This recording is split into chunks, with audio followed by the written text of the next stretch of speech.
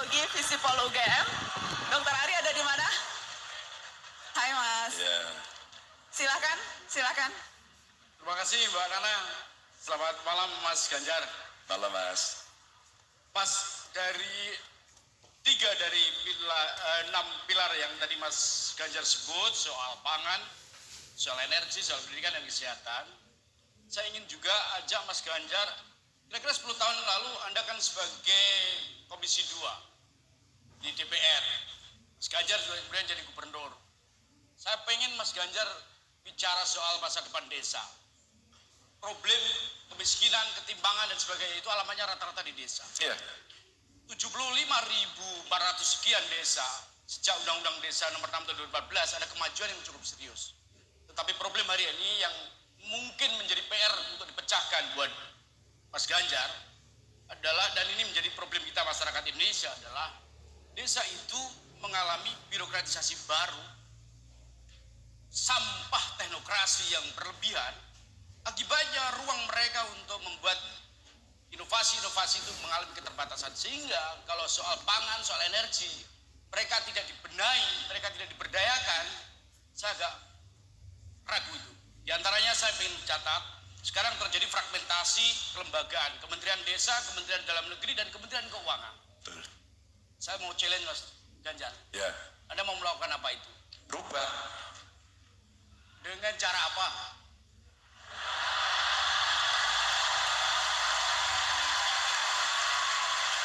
Gini Mas. Nanti dulu, nanti. Mas itu sudah selesai belum?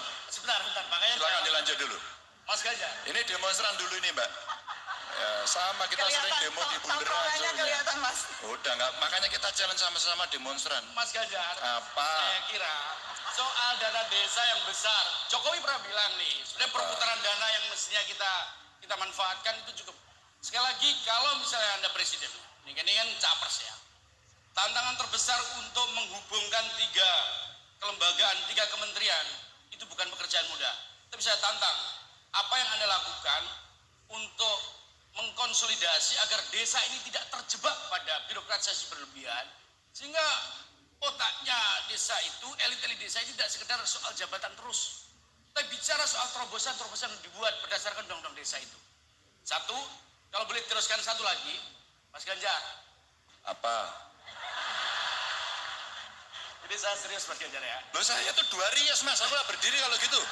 Boleh berdiri ya Pak? Silakan, silakan Mas. Boleh. Silakan, panggung Enggak, untuk kita Anda. hadapi sesama Panggung untuk laki-laki. Ganjar Pranowo, silakan.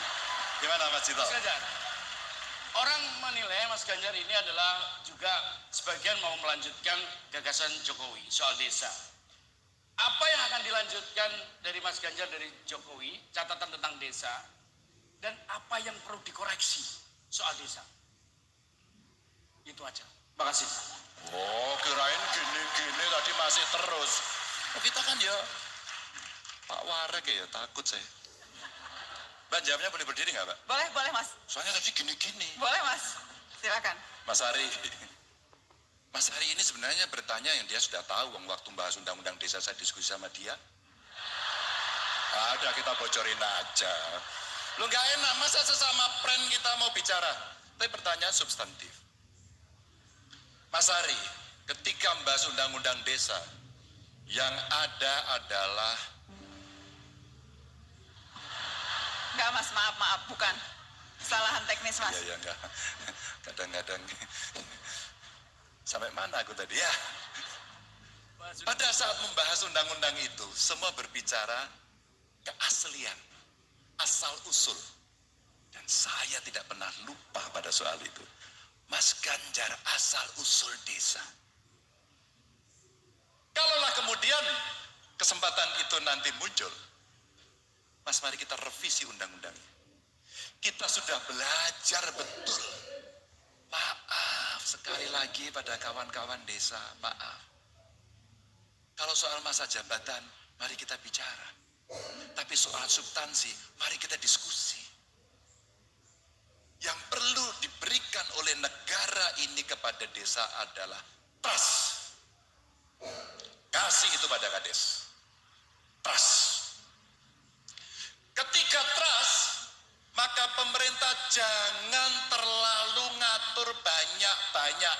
Apalagi kalau itu soal anggaran dana desa habis. Saya pembina Kades sampai hari ini.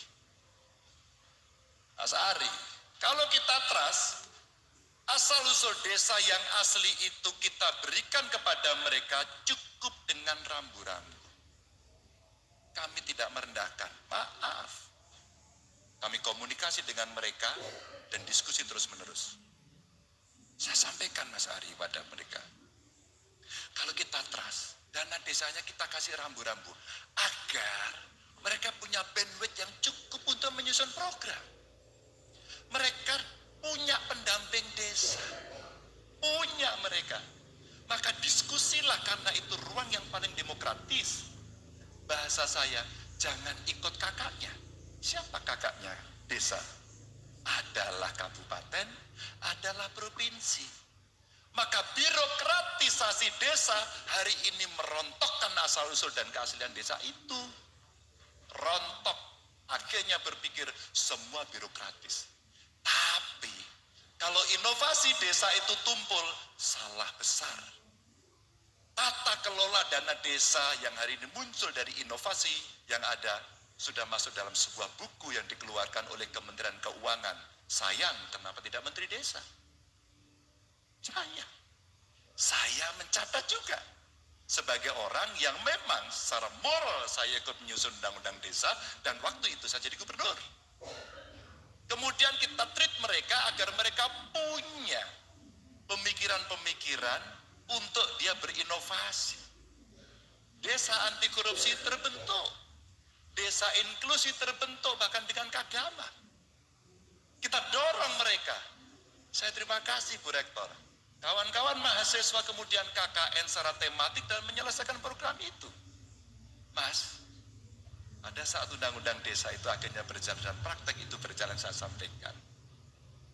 Desa, Kemendes, dengan Kemdagri, hari ini saya bayangkan gini, soal pemerintahan dalam negerinya, itu hanya sampai di kaki bagian bawah, tapi tidak sampai di telapak. Karena telapaknya terputus. Telapaknya siapa? Telapaknya dari Kemendes. Maka inisiasi Kemendes sudah saatnya diarahkan bukan soal membagi dan mengkapling anggaran dana desamu buat apa, tapi memberikan fasilitasi agar potensi desanya bisa berkembang sesuai dengan yang ada di masing-masing. Baik. Gitu. Terima kasih Mas Ganjar. Kita akan kasih kesempatan yang berikutnya ya Mas.